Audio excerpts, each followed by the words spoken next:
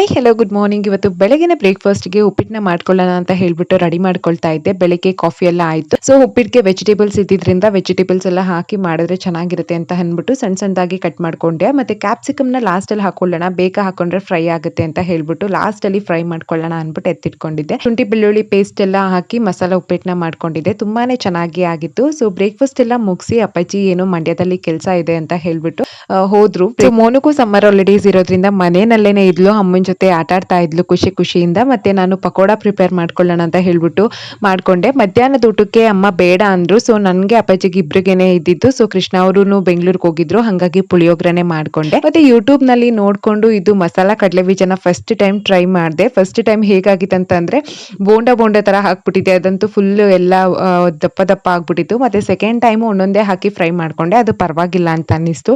ಮತ್ತೆ ಸಂಜೆ ಹಂಗೆ ಅಪ್ಪಾಜಿ ಬಂದ್ರು. ಅಪ್ಪಾಜಿ ಬಂದ್ಮೇಲೆ ಶಾವ್ಗೆ ಸ್ವೀಟ್‌ನ ಪ್ರಿಪೇರ್ ಮಾಡ್ಕೊಂಡೆ. ಮತ್ತೆ ಅಪ್ಪಾಜಿ ಅಮ್ಮ ಸಂಜೆ ಹಂಗೆ ದೊಡ್ಡಿಗೆ ಹೊರಟ್ರು. ಸೊ ಇದಾಗಿತ್ತು ಈ ದಿನದ ವ್ಲಾಗ್. ನಿಮ್ಮೆಲ್ಲರಿಗೂ ಇಷ್ಟ